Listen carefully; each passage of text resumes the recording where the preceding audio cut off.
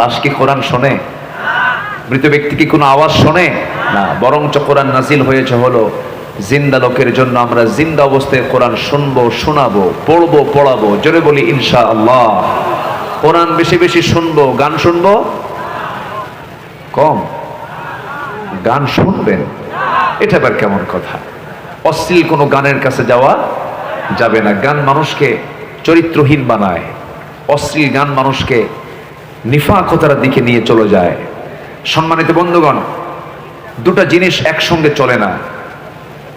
অন্ধকার এবং আলো একসাথে থাকেও না। আলো যখন চলে আসে অন্ধকার কি হয়ে যায়? দূর হয়ে যায়। সম্মানিত ভাইয়েরা, সে আলো থেকে, সে কোরআন থেকে আমি কিছু কথা বলতে চাচ্ছি। আমি যেখান থেকে তেলাওয়াত দিয়ে শুরু করেছি, আল্লাহ রাব্বুল আলামিন বান্দার জন্য সবচাইতে বড় প্রাপ্তি হলো বান্দাকে জান্নাত দিবেন। জোরে বলি সুবহানাল্লাহ। এই বিশ্বাস সবার আছে তো নাকি? আমাদের মৃত্যুর পরবর্তী ঠিকানা আমরা কি পেতে চাই বলেন? বলেন কি পেতে চাই? জান্নাত। জান্নাতটা কি ছোট হবে না বড় হবে? কেমন বড় হবে বলেন? সর্বনিম্ন, মানে সবচেয়ে ছোট জান্নাত, সর্বনিম্ন জান্নাত যাকে দেওয়া হবে সেটি হবে হলো 10টা পৃথিবীর মতো একটা জান্নাত। মনে হয় ছোট হয়ে গেছে। জোরে বলেন সুবহানাল্লাহ। কয়টা পৃথিবীর মতো? 10টা পৃথিবীর মতো একটা জান্নাত আল্লাহ তাআলা বান্দাকে দিবেন। কিন্তু বান্দা তো বিড়ি খাওয়াই ছাড়ে না। বান্দা এত বিড়ি খায়। আমি আজকে কুষ্টিয়া দিয়ে আসতেছিলাম। কুষ্টিয়াতে তামাকের আবাদ হয় না? প্রচুর আবাদ হয়। এই তামাকের গাছ যারা দেখছেন, তামাকের গাছ কিন্তু খুব মানে তরুতাজা, পাতাগুলো এত সুন্দর, সজীব, একদম সজীব সবুজ পাতা। মানে এত মানে ওই যেরকম লাউ গাছ যেরকম আছে, লাউ গাছের পাতা যেমন না, হ্যাঁ একদম, হ্যাঁ সুন্দর, মানে বড় বড় পাতা, সবুজ পাতা। তো আমি একদিন মনে মনে চিন্তা করলাম যে এই পাতাগুলো, এই গাছগুলো লাগাইছে যারা, তারা তো বেড়া দেয় না, এ তো কোনো গার্ড ওয়াল নাই, এগুলো কি গরু ছাগল খায় না? তো আমি একজনকে জিজ্ঞাসা করলাম, ভাই এই যে তামাকের গাছগুলো আপনারা বেড়া দেন না, এ তো গরু ছাগল খেয়ে ফেলার কথা, কুত্তাও খায় না। মানে এই তামাকের পাতার ক্ষতিকর দিক ছাগল বোঝে, গরু বোঝে, জীবজন্তু বোঝে, বোঝে না কে? আল্লাহ এই জন্য এক জায়গায় একটু গালি দিয়েছেন, থ্রেট দিয়েছেন। গালি শব্দটা বলবো না, এই ক্যামেরাম্যান আমার কথাটা আবার, মানে এই যে গালি শব্দটা আল্লাহ না, আল্লাহ তাআলা এক জায়গায় থ্রেট দিচ্ছেন, শক্ত করে বলছেন। কি বলছেন? আল্লাহ রাব্বুল আলামিন বলেন, وَلَقَدْ ذَرَأْنَا لِجَهَنَّمَ كَثِيرًا مِنَ الْجِنِّ وَالْإِنسِ لَهُمْ قُلُوبٌ لَا يَفْقَهُونَ بِهَا وَلَهُمْ أَعْيُنٌ لَا يُبْصِرُونَ بِهَا وَلَهُمْ آذَانٌ لَا يَسْمَعُونَ بِهَا أولئك كالأنعام بل هم أضل أولئك هم الغافلون জোরে বলুন আল্লাহু আকবার। অধিকাংশ বান্দাকে আমি সৃষ্টি করেছি জাহান্নামের জন্য। হয়তো প্রশ্ন করবেন, আল্লাহ তো জানেনি আল্লাহ অধিকাংশকে জাহান্নামের জন্য সৃষ্টি করেছেন, দোষটাতে আমার দোষটা কি? আল্লাহ তো নিজেই জানেন আমি জাহান্নামে চলে যাব। কিন্তু না না, প্রত্যেক শিক্ষক কিন্তু ক্লাসের সব ছাত্রের তথ্য জানেন, কোন ছাত্র ফেল করবে পাস করবে এটা কিন্তু শিক্ষক জানেন। কিন্তু ছাত্র ফেল পাসের জন্য ব্যর্থতা শিক্ষকের না ছাত্রের? বলেন কার কার কার? ছাত্রের। আল্লাহ রাব্বুল আলামিন তো জানবেনই, তিনি তো ভবিষ্যতের মালিক, বর্তমানের মালিক, অতীতের মালিক। তিনি বলছেন অধিকাংশই জাহান্নামের সৃষ্টি, জাহান্নামে চলে যাবে যাদের চোখ আছে দেখে না, যাদের কান আছে শোনে না, যাদের অন্তর আছে বোঝে না। এরা হলো চতুষ্পদ জন্তু, অথবা এর চাইতে নিকৃষ্ট। নাউযুবিল্লাহ। কার কথা? আসতে বলবেন না, কার কথা? আল্লাহর কথা। হাইরে বিড়ি খায় মানুষ, মাঝে মাঝে চিন্তা করে রমজান গেল, এই অভ্যাসটা কেউ ছাড়তে পারে না। আল্লাহ তো রমজান দিয়েছেন নেশা থেকে মুক্ত রাখার জন্য এই রমজানটা দিয়েছেন। নেশা করো, রমজান মাসের একটা মাস ট্রেনিং নাও, নেশা মুক্ত তোমার জীবনটা গড়ো। কিন্তু সারাদিন রোজা ঠিকই থাকে, সকাল থেকে ইফতার পর্যন্ত কোনো সমস্যা নাই, ভালোই ছিল, কোনো ডিস্টার্ব নেই, কোনো গুতাগুতি নাই। কিন্তু ইফতার করি, দোকানদারের সামনে গিয়ে বলে মাথা কাজ করছে না, দাও টান একটা দিয়েই মরি। এরকম আছে না নাই বলেন? সুখ টান, আমাকে উনি বলতেছেন সুখ টান, সুখ টান।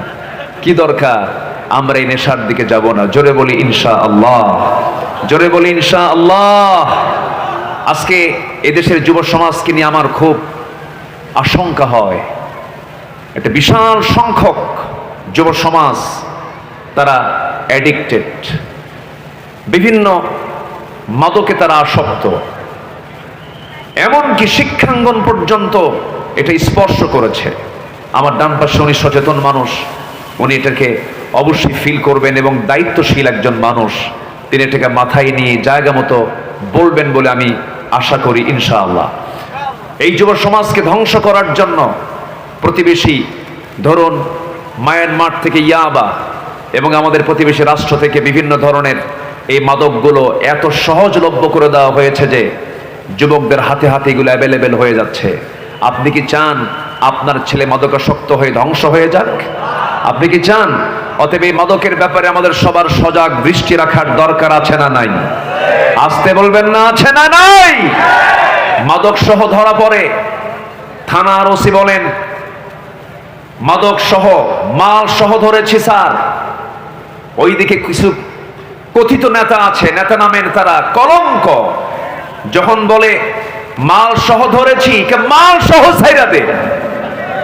এরকম আছে না নাই? আপনি কি জানেন আপনার সন্তানটাও সেই মাদকের একজন সদস্য হতে পারে? নিজের পায়ে কুড়াল মারবেন না। আজকে যুব সমাজ ধ্বংসের দিকে চলে যাচ্ছে। সচেতন হতে হবে, সজাগ থাকতে হবে। যুবক, জীবন একটা, সাজিয়ে নিতে হবে তোমার জীবনটাকে। কোরআনের আয়নায় তোমার চক্ষুটা একটু রাখো। এই আয়নায় চোখ রাখলে তুমি জান্নাত জাহান্নাম দুনিয়াতে বসেই দেখতে পাবে। বিবাহ পূর্ব কোনো নোংরামিতে যেও না, এর মধ্যে কোনো পরিতৃপ্তি নেই, মূল মজা তুমি এখানে পাবা না। বিয়ে পরবর্তী জীবনের আনন্দ পেতে হলে বিয়ে পূর্ব কোনো অবৈধ রিলেশন করা যাবে? আসতে বলবেন না, যাবে? যাবে না। কিন্তু আজকে দুঃখজনক হলো সত্য, কিছু ধর্ষণের কথা আমাদের কানে আসে, ঠিক কিনা কন? আসতে কন কেন? এই যে ধর্ষণগুলো করা হচ্ছে, অপ্রীতিকর কিছু কিছু পরিবেশ তৈরি করা হচ্ছে, ক্ষমতার মিসইউজও হচ্ছে এই জায়গায়। আমাদের সজাগ দৃষ্টি রাখতে হবে, আমাদের চোখ কান খোলা রাখতে হবে। যেখানে অন্যায় দেখব প্রতিরোধের প্রাচীর গড়ে তুলতে হবে। মুসলমান রাজি আছেন? কারা কারা হাত উঁচু করে দেখান।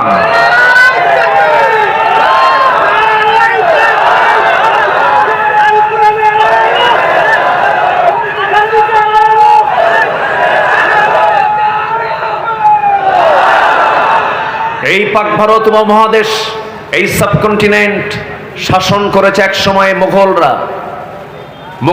মুঘল বংশের যিনি মূল স্থপতি জহিরুদ্দিন মোহাম্মদ বাবর, তার ছেলে সম্রাট আকবর, হুমায়ুন, শাহজাহান, আওরঙ্গজেব, এরপরে বাদশাহ জাহাঙ্গীর, এই সমস্ত বাদশারা তারা বাদশাহী করেছে এই উপমহাদেশে।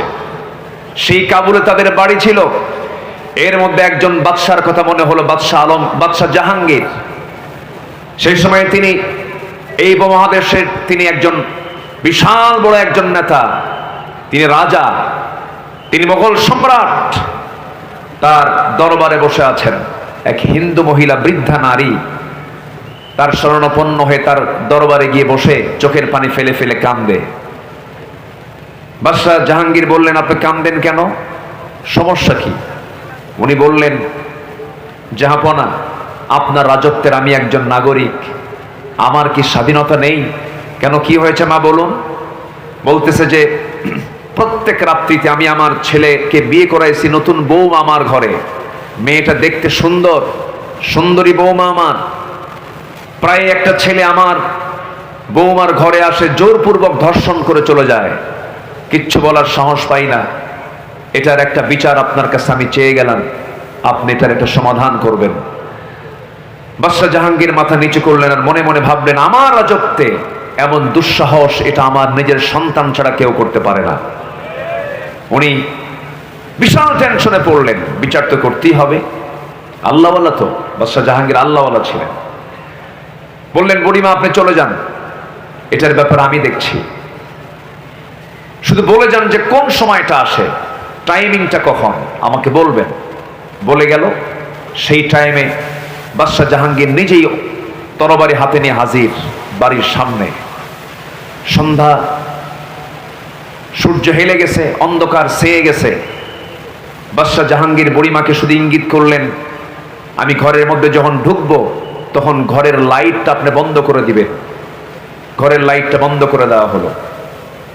ইতিহাস বলে বাদশাহ জাহাঙ্গীর করলেন কি, ভিতরে ঢুকেই ওই জেনাকার যুবকটাকে নিজের সন্তান মনে করলেন। নিজের সন্তান মনে করে চক্ষু বন্ধ করে তরবারিটা হাতের মধ্যে কোষমুক্ত করে গর্দান বরাবর হাঁকায় দিলেন।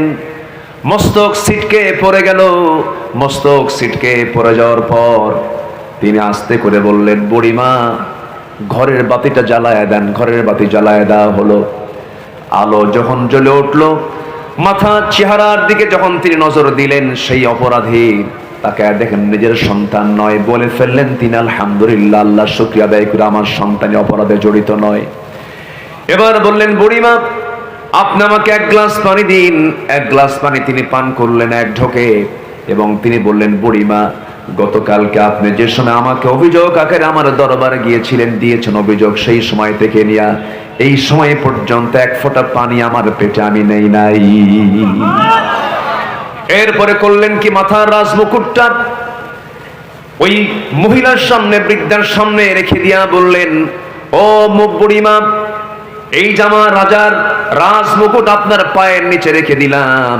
আল্লাহর কসম করে বলি, একজন নারীর ইজ্জতের দাম এই রাজত্বে এই রাজার মুকুটের চাইতেও হাজার হাজার গুণে বেশি। আল্লাহু আকবার বলেন।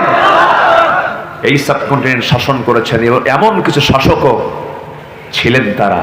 আমরা এমন কিছু পরিবেশ আমরা দেখতে চাই, জোরে বলি ইনশাআল্লাহ। আমরা মাদক মুক্ত, নেশা মুক্ত, এরপর জেনা মুক্ত, এমন একটা সুন্দর সমাজ, একটা নিরিবিলি নিশ্চয়তা পাওয়া যায় এমন একটা সমাজ আমরা দেখতে চাই। দেখতে চাই না ইনশাআল্লাহ? আল্লাহ কবুল করুন, জোরে বলি আমিন। আরো জোরে বলি আমিন। তাহলেই তো আমরা জান্নাত পেতে পারি। কারো হক নষ্ট করে কি জান্নাত পাওয়া যাবে ভাই? জান্নাত পেতে হলে একটা আমল লাগবে, একটা গুণ লাগবে। আমি যেখান থেকে আমি আলোচনা করতে চাচ্ছি সে আয়াতের দিকে আমি যাচ্ছি আস্তে আস্তে, যেখান থেকে আমি তেলাওয়াত দিয়ে শুরু করেছি।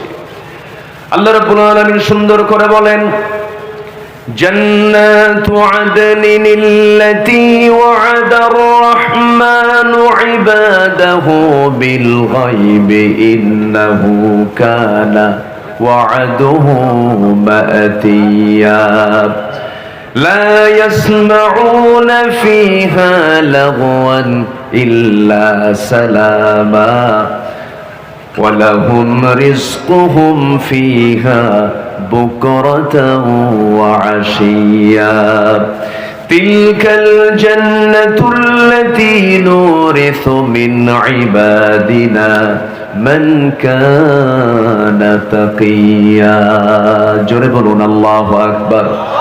আল্লাহ রাব্বুল আলামিন বলেন, আমি তো বান্দাগুলোকে এমন জান্নাত দেব যে জান্নাতের মধ্যে কোনো অনর্থক কথা বান্দার কানে যাবে না, আজে বাজে কোনো কথা শুনবে না, অনর্থক কোনো আওয়াজ তার কানে যাবে না, আজে বাজে কোনো শব্দ তার কানে যাবে না।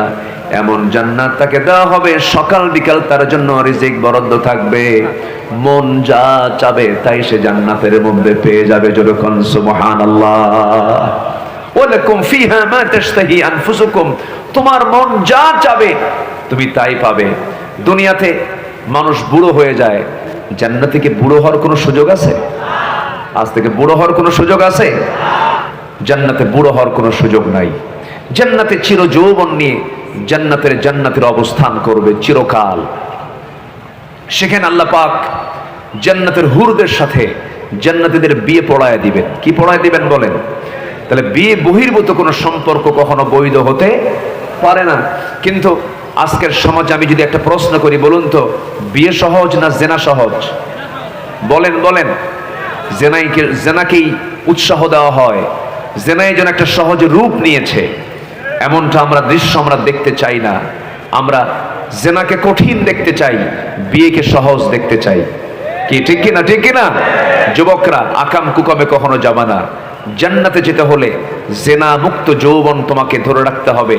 এর জন্য আল্লাহ পাক এই সূরার ভিতরে, এই কোরআনের ভিতরে একটা টোটাল সূরাই নাযিল করেছেন যুবকদের জন্য, সূরা ইউসুফ। সূরা কি? ইউসুফ। চরিত্র গড়তে চাও? সূরা ইউসুফ পড়ো। কোন সূরা পড়ো? সূরা ইউসুফটা তুমি সুন্দর করে পড়ো। সাইয়েদনা ইউসুফ আলাইহিস সালামকে শ্রেষ্ঠ রূপ আল্লাহ পাক তাকে দান করেছিলেন। এটা ছিল তার জন্য বিশাল বড় একটা পরীক্ষা। সেই বিশাল পরীক্ষায় সাইয়েদনা ইউসুফ আলাইহিস সালাম ফেল করেছেন না পাস করেছেন? আসতে বলুন, ফেল করেছেন না পাস করেছেন? পাস করেছেন। সবার ইতিহাস কম বেশি জানা আছে। ইউসুফ আলাইহিস সালাম কি ওই তৎকালীন দুনিয়ার সবচেয়ে সুন্দরী নারী যখন তাকে প্রেমের প্রস্তাব দিয়ে ফেললো, সেই সময় তিনি বলে, ইন্নী আখাফুল্লাহ, আমি আল্লাহকে ভয় করি। এমনকি শেষ পর্যন্ত সেই ঘর থেকে নিজেকে রক্ষা করার জন্য যখন দৌড় মারা শুরু করে দিলেন, দরজাগুলো পটপট করে খুলে গেল। পিছন দিক থেকে তার কামিসুহু মিন দুবুরিন, জুব্বাটা টেনে ধরা হলো। শেষ পর্যন্ত মামলার রায় হয়ে গেল। ইউসুফ আলাইহিস সালামকে জেলখানায় ঢুকানো হলো। তিনি হাসতে হাসতে জেলখানার দিকে চলে গেলেন। নির্দোষ একটা মানুষ কারাবন্দী করা হলো। কিন্তু মানুষকে হাসি দিতে দিতে ভিতরে যখন চলে যেতে লাগলেন, তাকে প্রশ্ন করা হলো, ইউসুফ, মানুষকে জেলখানায় যাওয়ার সময় হাসে নাকি? তিনি বললেন, জেলখানে আমার কাছে এই মুহূর্তে প্রিয়, কারণ জেলখানে অন্তত জুলাইখার ডিস্টার্ব থাকবে না। যেরকম সুবহানাল্লাহ। কিন্তু আল্লাহর কি কুদরত! ইউসুফ আলাইহিস সালাম একদিকে জেলখানায় ঢুকলেন, আল্লাহ তাআলা তার সম্মান মর্যাদা বাড়ায় দিয়া খাদ্য মন্ত্রীর দায়িত্ব নিয়ে সে জেলখানা থেকে বের হয়ে গেলেন। আমার বন্ধুগণ, বিশেষ করে যুবকদেরকে বলি, আজকের মাহফিলে যুবকরা আসছো, যৌবনটাকে কাজে লাগাও। আল্লাহ রাব্বুল আলামিন 7 শ্রেণীকে আরশ আজিমের ছায়ায় জায়গা দিবেন। এর মধ্যে এক শ্রেণী হলো এক প্রকার যুবক, শাবুন নাশা ফি ইবাদাতিল্লাহ, যে যুবক তার যৌবন কালটাকে ইবাদতে কাটায় দেয়, আকাম কুকামে তার জীবনটা নষ্ট করে না, নেশায় যায় না, অবৈধ সম্পর্কে যায় না, ডিভাইস আসক্ত হয় না, কোনো মাস্টার বেশনে যায় না। এরপরে মোবাইল মাধ্যম দিয়া, ডিভাইস মাধ্যম দিয়া কত গুনার কাজ আজকে চলতেছে। জুয়া খেলে, ক্যাসিনো খেলে, মোবাইল দিয়ে এমন যুবক বুঝি সাতক্ষীরাতে নাই? আসতে বলবেন না, আছে না নাই? অনেক পরিবারে আগুন ধরিয়ে দেয়, অনেক পরিবারে আগুন ধরে গেছে। আমার পাশে চেয়ারম্যান মহোদয় বসে আছেন, উনি আমার আলোচনায় মনে হয় একটু সন্তুষ্ট হচ্ছেন, কারণ প্রায় ওনারই দরবার করতে হয়, ঠিক কি না? এই যে সিচুয়েশন গুলো, যুবকরা নষ্ট করো না, জীবন তো একটা, সুন্দর করে সাজিয়ে নাও। নামাজ পড়তে হবে কন্টিনিউ। কয় ওয়াক্ত নামাজ? আসতে বলবেন না, কয় ওয়াক্ত নামাজ? 5 ওয়াক্ত নামাজটাকে কন্টিনিউ করবা। নাশায়া ফি ইবাদাতিল্লাহ, আল্লাহ তাআলা বলেন, আমি তাকে আরশ আজিমের ছায়ায় জায়গা দেব সেদিন, যে যুবক তার যৌবনকালকে আমার ইবাদতে কাটায় দেয়। আল্লাহু আকবার বলেন। সম্মানিত ভাইয়েরা, সম্মানিত বন্ধুগণ, কিন্তু দুঃখজনক হলো সত্য, গোটা পৃথিবীর দ্বিতীয় বৃহত্তম মুসলিম জনপদ বাংলাদেশ, 18 থেকে 20 কোটি মুসলমানের বসবাস, 4.5 লক্ষ মসজিদের দেশ বাংলাদেশ। কিন্তু দুঃখজনক, ফজরের সময় মুসল্লি খুঁজে পাওয়া যায় না। এত মসজিদ এখন আমার দেশে, ফজরের সময় জোহর, আসর, মাগরিব, এশায় যতটুকু হয়, ফজরে তার চাইতে কম হয়। অথচ মানুষ ফজরের সময় বাড়িতে বেশি ওয়েট করে থাকে, মানে তো বাড়িতে মানুষ বেশি থাকে হলো ফজরের সময়, আসে না। আজান হয়, আসসালাতু খায়রুম মিনান নাওম স্লোগান শোনে, কিন্তু মসজিদে হাজির হয় না। মসজিদে হাজির হয় মোট 5 জন, এর মধ্যে ইমাম 1 জন, মুয়াজ্জিন 1 জন, 2 জন তো বাদ গেলই, আর থাকলো 3 জন। এই 3 জনের সদস্য হচ্ছে 3 বুড়া মানুষ। যখন বলা হয়, আপনারা বুড়া মানুষ, আপনারা মসজিদ আসছেন কেন? না আসলেও তো হতো, বাবা বুড়ি বেঁচে নাই, বুড়ি থাকলে আমরাও আসতাম না। এই হলো মসজিদের দশা। আমি পাঁচপাড়ার এই এই পাঁচপাড়ার এই গ্রামের যুবকদেরকে আমি একটা দায়িত্ব দিয়ে যাব। যুবকরা, তোমরা যদি এই সিদ্ধান্ত নিতে পারো যে পাঁচপাড়ার গ্রামের যত যুবক আছে, যত প্রাপ্তবয়স্ক মুসল্লি আছে, মুসলমান আছে, প্রত্যেকে মসজিদে হাজির করার জন্য তোমরা দাওয়াতি কাজ করবে।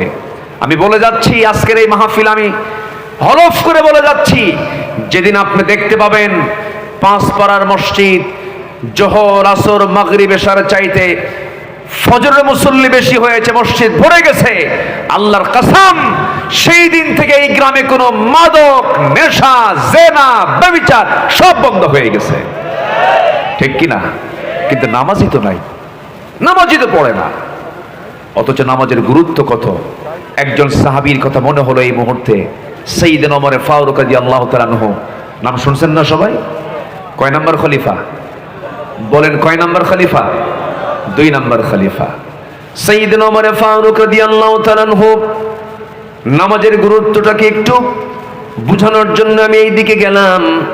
ওমর ফারুক রাদিয়াল্লাহু তাআলা আনহু সারা জীবন তিনি দোয়া করেছেন, আল্লাহুম্মা রযুকনি শাহাদাতান ফি সাবিলিক ওয়াজআল মাউতি ফি বালাদি রাসূলিক।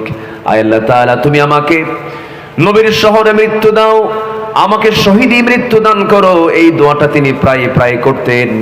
এই তো 1500 বছর আগের কথা বলছি। অর্ধ দুনিয়ার শাসনকর্তা তিনি ছিলেন, 40টা রাষ্ট্রের তিনি রাষ্ট্রপ্রধান ছিলেন। রোম, পারস্য, তার নাম শুনলে থরথর করে কাঁপত। ওমর ফারুকের নাম কে না জানে? কেজরিওয়াল পর্যন্ত, ভারতের শ্রী মহাত্মা গান্ধী পর্যন্ত বলেছেন, বর্তমান দুনিয়ার সমস্ত অশান্তি দূর করার জন্য মুসলমানদের শাসক ওমরের মতো একটা শাসক দারুণ দরকার। সেই ওমর ফারুক রাদিয়াল্লাহু আনহু নামাজের কি গুরুত্ব ছিল দেখেন। তিনি দুনিয়া থেকে বিদায় নেবেন, এই দোয়া প্রায় করতেন। কোন এক ফজরের নামাজ পড়ার জন্য তিনি বাড়ি থেকে বের হলেন, মসজিদের দিকে রওনা দিয়েছেন। শাসকরা নামাজ পড়বেন আবার পড়াবেন। যে শাসকের মধ্যে নামাজ পড়ানোর যোগ্যতা থাকবে সে হচ্ছে একজন অবশ্যই যোগ্যতা সম্পন্ন শাসক। কারণ মুসলমানদের শাসক হওয়ার জন্য সবচেয়ে বড় যোগ্যতা হলো তিনি নামাজের ইমামতের যোগ্যতাও রাখবেন। আস্তে কন কেন? আস্তে কন কেন? আমার নবীজি শাসক ছিলেন, আবার তিনি রাষ্ট্রনায়ক ছিলেন। ওমর ফারুক সেই ধারাবাহিকতায় ফজর নামাজ পড়ানোর জন্য মসজিদের দিকে রওনা দিলেন। সর্বশেষ নামাজ সেদিন তার, নামাজ পড়ার জন্য চলে গেছেন, মুসাল্লায় দাঁড়ায় গেছেন। প্রথম রাকাত সুন্দর করে নামাজ পড়েছেন। দ্বিতীয় রাকাতে রুকুতে যখন চলে গেলেন, রুকুতে যাওয়ার সঙ্গে সঙ্গে এতটাই এক জালিম এসে তার ডান দিকে পেটের ভিতরে বিষাক্ত চাকু ঢোকায় দিল। নামাজ আর পড়তে পারলেন না, সেভ করার জন্য তিনি নামাজ ছেড়ে দিলেন। নামাজ ছেড়ে দেওয়ার সঙ্গে সঙ্গে আবার উপর্যপুরে আবার হামলা হলো। তল পেটে বিষাক্ত চাকু 2 বার ঢুকায়া দেওয়া হলো। পেট থেকে ভুঁড়িগুলো বের হয়ে গেল কিছু অংশ। ওই ওমর ফারুক রাদিয়াল্লাহু আনহু সেন্সলেস হয়ে জমিনে পড়ে গেলেন। মাথা উঁচু করে দাঁড়াতে পারলেন না, সেন্সলেস হয়ে পড়ে আছেন। কয়েক ঘন্টা চলে গেল। সমস্ত মুসল্লিরা জালিমকে ধরে ফেললো, পাকড়াও করে ফেলার পর তিনি সেন্সলেস হয়ে পড়ে আছেন। সকালবেলা হয়ে গেছে, ফজর নামাজ তো তার পরিপূর্ণ হয় নাই। সকালবেলা যখন তার চক্ষুটা তিনি খুলে ফেললেন, সেন্সটা ফিরে পেয়েছেন, কোনোভাবে রক্ত ঝরছে শরীর থেকে। সামনের দিকে তাকায় দেখেন তার সন্তান আব্দুল্লাহ ডুকরে ডুকরে কান্দে। ওমর ফারুক বলেন, আমার কলেজার টুকরা আব্দুল্লাহ, তুমি কাঁদো কেন? তুমি কেন কান্নাকাটি করছো? তোমার বাবা ওমরের সারা জীবনের দোয়া ছিল আমি যেন শহীদে মওত যেন পাই, শহীদে মওত যেন আল্লাহ পাক আমাকে দিয়ে দেন। আমি বড় ভাগ্যবান। আমাকে যে আঘাত করেছে সে অন্য ধর্মের মানুষ, সে একজন অগ্নি পূজক, আবু লুলু মাজুসি, সে আমাকে আঘাত করেছে। আমি নিশ্চিত আমি শহীদ হয়ে যাব, নবীর শহরে আমার মৃত্যু হয়ে যাবে। আব্দুল্লাহ কেঁদো না, আমার জন্য পানি আনো তো। দৌড় মেরে 1 গ্লাস পানি তার সামনে নিয়ে হাজির করলেন। ওমর ফারুক বলছেন, কলিজার টুকরা আব্দুল্লাহ রে, তুমি যে আমার জন্য পানিটা আনছো, এই পানি কিসের পানি আনলা? কাব্বা তৃষ্ণার জন্য মনে হয় পানি চাচ্ছেন, পানি পান করার জন্য পানি আনছি। ওমর ফারুক বলছেন, আল্লাহর কসম করে বলি আব্দুল্লাহ রে, আমার কলিজার টুকরা সন্তান, আমার কলিজায় চুল পরিমাণ কোনো তৃষ্ণা নাই, আমার পানির কোনো প্রয়োজন নাই। আমার সবচেয়ে বড় তৃষ্ণা হলো ফজর নামাজ শুরু করেছিলাম, প্রথম রাকাত পড়তে পেরেছি, দ্বিতীয় রাকাতে রক্তাক্ত হয়ে আমি অজ্ঞান হয়ে পড়েছিলাম, ফজর নামাজটা আমার কমপ্লিট হয় নাই, ওযুর পানি দাও, ওযু বানায়া ফজরটা আমার আদায় করা দরকার। আল্লাহু আকবার, আল্লাহু আকবার। নামাজের মধ্যে তাদের কি মজা ছিল, নামাজের কি গুরুত্ব তাদের মাঝে ছিল। সঙ্গে সঙ্গে ওযুর পানি দেওয়া হলো, কিতাবে এসেছে ওযু বানালেন, ওযু বানায় নামাজে দাঁড়াবেন কেমনে, ভুঁড়িগুলো বাইরে বের হয়ে এসেছে। সন্তানকে ডাক দিয়ে বলে, সন্তান রে একটা গামছা দিয়ে দাও। গামছা দিয়ে তিনি পেট বাঁধলেন, ভুঁড়ি সহ পেট বাঁধলেন।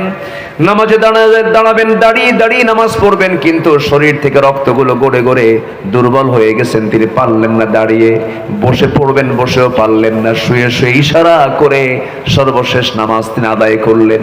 আদায় করার পরে বলছেন, কলিজার টুকরার সন্তান আব্দুল্লাহ, আমার সারা জীবনের শখ ছিল আমি নবীর পাশে ঘুমাবো।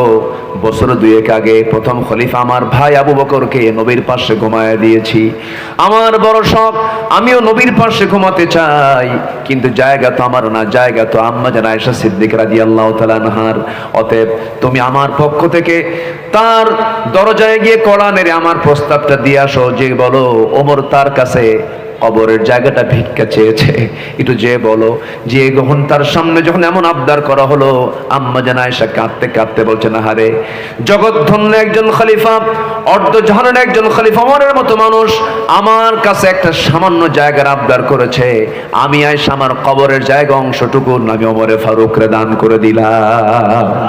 আমার নবীর কবরের পাশে দুজন শুয়ে আছেন, এখনো ইতিহাস যায় দেখে আসেন। এই যে 6 মাস আগে গিয়েছিলাম, তাদের দুজনকে উদ্দেশ্য করে একটা আয়াত নাযিল হয়েছিল, লা তারফাউ আসওয়াতাকুম ফাওকা সাওতিন নবী, তোমরা তোমাদের আওয়াজকে নবীর আওয়াজের চাইতে বড় করো না। শায়াত খচিত, শায়াতের নিচেই তারা শুয়ে আছেন। আমার নবীর কবরের সাথে সাথেই তাদেরকে দাফন করা হয়েছে।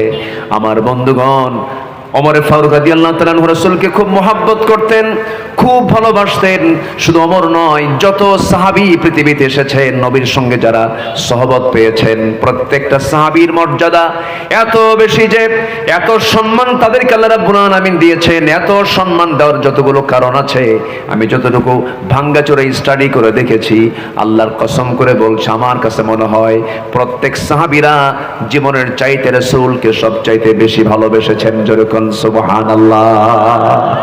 আমার ভাইরা, আমার বন্ধুগণ, রাসূলকে কি পরিমাণ ভালোবেসেছেন তারা, তাদের প্রত্যেকের জীবন থেকে যদি আপনি একটু জানতে যান, বই ইতিহাস পেয়ে যাবেন। আমার বন্ধুগণ, আমি যে আয়াতটি তেলাওয়াত দিয়ে শুরু করেছিলাম, একটা আমল করলে পরে বান্দাকে জান্নাত দেওয়া হবে। কয়টা আমল করলে পরে বলেন? একটা আমল করলে পরে বান্দাকে জান্নাত দেওয়া হবে। সে একটা আমল হলো, সে একটা গুণ প্রত্যেক বান্দার মধ্যে থাকতে হবে, সেটা হলো মান কানা তাকিয়া, যে বান্দা মুত্তাকি হবে, যে বান্দা খোদাভীরু হবে, যে বান্দা কাউকে না ভয় করে একমাত্র কেবলমাত্র শুধুমাত্র যাকে ভয় করবে তিনি আমার, চিল্লায় বলুন কে? জোরে বলেন, তিনি আমার কে? আল্লাহকে ভয় করতে হবে। আল্লাহকে যদি ভয় করতে পারি, তাহলে আমি সেই লোভনীয়, সেই কামনীয়, সেই প্রত্যাশিত, একটা অকল্পনীয় জান্নাত আমরা পাবো। জোরে বলি ইনশাআল্লাহ। কিন্তু আমি যে আল্লাহকে ভয় করি, এটার সিমটমটা কি? আমি যে মুত্তাকি পরহেজগার, এটার কিছু সিমটম আল্লাহ পাক কোরআনের বিভিন্ন জায়গায় তুলে ধরেছেন।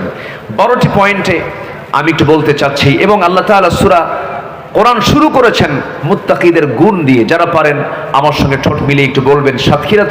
সাতক্ষীরা মানুষ তো কোরআন হাদিসের সম্পর্কে তাদের নলেজ অন্য জেলার চাইতে একটু কম না বেশি? আস্তে আস্তে কয়, বলে একটু কম না বেশি? বলেন বেশি।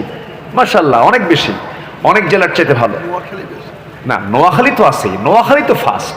নোয়াখালীতে তো আলেমের ডিপো, এটা ঠিক আছে। নোয়াখালীতে ভালো লোকও আছে, আবার দুই একটা আবু জেহেলও আছে নাকি? দুই একটা আবু জেহেলও আছে। কারণ মুহাম্মদ সাল্লাল্লাহু আলাইহি ওয়াসাল্লাম যেখানে, আবু জেহেলও সেখানে। তবে ইলমের দিক থেকে নোয়াখালী, এটা সত্য, আমার হাবিব ভাইয়ের গবেষণা এটা ঠিক আছে। তবে দ্বীনের আমলের দিক থেকে, দ্বীনের কালচারের দিক থেকে সাতক্ষীরা কিন্তু পিছিয়ে নয়। বলি আলহামদুলিল্লাহ, জোরে বলি আলহামদুলিল্লাহ। সম্মানিত ভাইয়েরা, তাহলে মুত্তাকি, আমি যে মুত্তাকি আমি বুঝবো কেমনে? যেরকম সিমটমটা, ধরেন আপনি একটা ঘরের মধ্যে ঢুকেছেন, কিন্তু ঘরের মধ্যে ঢুকে দেখলেন এখানে গোবর, এখানে গোবর, এখানে গোবর, এখানে গোবর। আপনি ভাববেন কি এটা কি মানুষের ঘর না গরুর ঘর? বলেন বলেন, কিসের ঘর? আপনি কোথাও ধোঁয়া উঠতে দেখতেছেন, ধোঁয়া যদি দেখেন তখন আপনি ভাববেন কি এর নিচে কি আছে? বলেন বলেন, কি আছে? আগুন আছে। তো আমি যে মুমিন, আমি যে মুত্তাকি, আমি যে খোদাফিরু, আমি যে আল্লাহওয়ালা, এর কিছু সিমটম আমার আপনার মধ্যে থাকতে হবে। সেই সিমটম গুলো কি কি থাকা দরকার?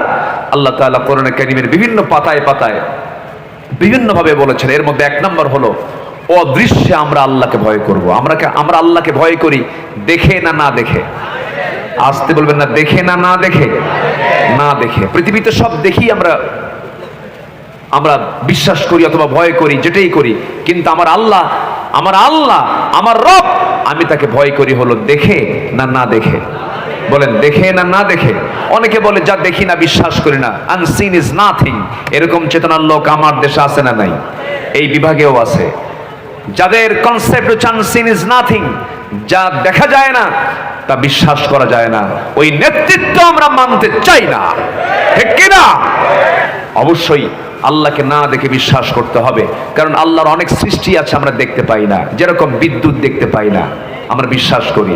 আমরা ইথারকে দেখতে পাই না, বিশ্বাস করি। আমরা বাতাসকে দেখতে পাই না, বিশ্বাস করি। তাহলে আল্লাহর সৃষ্টি দেখতে পাই না, আমরা আল্লাহকে এই চর্মচক্ষু দিয়ে দুনিয়াতে দেখতে পাবো না, আমরা জান্নাতে দেখতে পাবো। জোরে বলি ইনশাআল্লাহ। আমরা দেখতে পাবো কোথায়? জান্নাতে দেখতে পাবো। সম্মানিত ভাইয়েরা, আল্লাহকে না দেখে ভয় করতে হবে। একজন ইমামের কথা মনে হলো, ইমাম শাফিঈ। ইমাম মোট 4 জন। বলেন তো কয়জন বড় ইমাম? 4 জনের মধ্যে ইমাম শাফিঈ একজন ইমাম। উনি যখন 7 বছরের ছোট্ট শিশু, শিক্ষার্থী, মাদ্রাসায় পড়াশোনা করেন, ওস্তাদ ক্লাসের মধ্যে ঢুকে 2 হাত ভর্তি খোরমা নিয়ে ঢুকলেন। সব ছাত্রের হাতে একটা করে খোরমা দিলেন। খোরমা দিয়ে বললেন, ছাত্ররা শোনো, এই খোরমাগুলো তোমাদের হাতে হাতে দিলাম, আগামীকালকে তোমাদের কাছে এসে খোঁজ নেব খোরমাগুলো কি করেছো।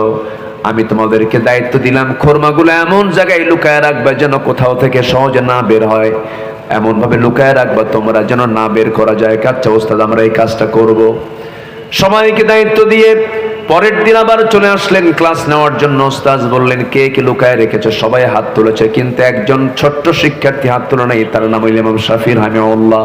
হাত তুললেন না তিনি। এবার বলছেন, শাফিঈ তুমি হাত তুললে না কেন? তুমি কি খোরমাটা লুকায় রাখো নাই?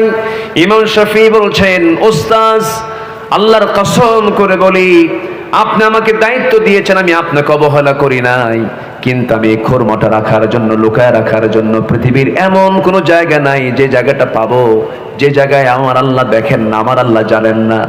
আমার আল্লাহর কাছে কোনো গোপন নাই, প্রকাশনের সব জায়গায় তিনি দেখেন। অতএব যে আল্লাহর কাছে কোনো কিছু গোপন করে রাখার কোনো সুযোগ নাই, সেই জমিন আমি কোথাও খোরমা রাখার জায়গা পাই নাই। শাফিঈর ওস্তাদ বললেন, বুঝতে পেরেছি, আমার এতগুলো ছাত্রের মধ্যে একটা ছাত্রী পেয়েছে আল্লাহওয়ালা, সেটা হচ্ছে আমার শাফিঈ, সে বড় আলেম হবে। আল্লাহু আকবার বলেন। তাহলে আমার আল্লাহর কাছে কোনো আড়াল আছে? কোনো আড়াল আছে? আমরা আকাম কুকাম যেটাই যদি করার চিন্তা করি, কিন্তু আমার আল্লাহর কাছে কি আড়াল হওয়ার কোনো সুযোগ আছে? না। আমার আল্লাহকে ভয় করব হলো এমন ভাবে অদৃশ্যে তিনি আমাকে দেখেন, অদৃশ্য থেকে তিনি আমাকে অবজার্ভ করেন, তাহলেই আমি খোদাভীরু হতে পারবো। নাম্বার 2 হচ্ছে হালাল হারামের সূক্ষ্ম সীমারেখা রক্ষা করে চলা। জীবনের সকল জায়গায় কোনটা হালাল কোনটা হারাম, এটাকে আমার অবশ্যই বাছ বিচার করে চলতে হবে। একই ব্যক্তি মাহফিল কমিটির সভাপতি, আবার একই ব্যক্তি যাত্রা কমিটির সভাপতি। আসতে বলবেন না, আছে না নাই? একই ব্যক্তি 5 ওয়াক্ত নামাজ পড়ে, আবার উনি সুদের কারবার করে। সুদখোর নামাজি মনে হয় সাতক্ষীরাতে নাই। আপনারা উঠতেছেন কেন? এই যে ভাই, অনেক রাত হয়েছে মনে হয়, একটু বসেন, একটু বসেন, আমাকে একটু সময় দেন, আমাকে একটু সময় দেন। সম্মানিত ভাইয়েরা, তাহলে সুদখোর নামাজি, বলেন তো এই নামাজের কোনো পুরস্কার কি আল্লাহর আদালতে আছে? আসতে বলবেন না, আছে? নাই। আমার বন্ধুগণ, হজ করে আসছে, হাজিনা বললে মন খারাপ করে। হাজিনা বললে কি করে? মন খারাপ করে। কিন্তু উনি সুদ খান, ওনার নামের আগে সুদখোর অমুক লিখতে সমস্যা কোথায়, কিন্তু উনি জানেন যে সুদ খাওয়া অপরাধ, সুদখোর এটা কোনো গুণ নয়, এরপর তিনি সুদের কারবার করেন। এরকম বহু নামাজি আমার দেশে আছে, সুদের সঙ্গে যার সম্পর্ক থাকবে তার কোনো ইবাদত কবুল করবেন না যিনি তিনি আমার কে। কিন্তু সুদের সঙ্গে আমরা যদি ডিরেক্ট, অনেকে সুদ নাও খাই, প্রত্যক্ষ এবং পরোক্ষভাবে সুদের সঙ্গে সম্পৃক্ততা সবার আছে না নাই? আসতে বলবেন না, আছে না নাই? আছে। তাহলে সুদ এটা 1000 বছর ওয়াজ করে বন্ধ হবে না। জেনা 1000 বছর বন্ধ করে ওয়াজ বন্ধ, জেনা বন্ধ হবে না, সুদ বন্ধ হবে না, মদের দোকান 1000 বছর ওয়াজ করে বন্ধ হবে না। তাহলে আপনি যদি আমাকে প্রশ্ন করেন, হুজুর আপনি ওয়াজ করতে আসছেন সাতক্ষীরা, আপনাকে প্রশ্ন করি, সুদ ওয়াজ করে বন্ধ হবে না, জেনা ওয়াজ করে বন্ধ হবে না, মদ ওয়াজ করে বন্ধ হবে না, তাহলে কিভাবে রাসূল এগুলোকে বন্ধ করেছেন? এগুলোকে বন্ধ করার জন্য নবীজির পন্থা যদি অবলম্বন করতে হয়, কথা একটাই, জমিন আইন প্রতিষ্ঠা করতে হবে একমাত্র আল্লাহ তাআলার। রাজি আছেন কারা কারা? হাত উঁচু করে মুসলমানরা দেখান।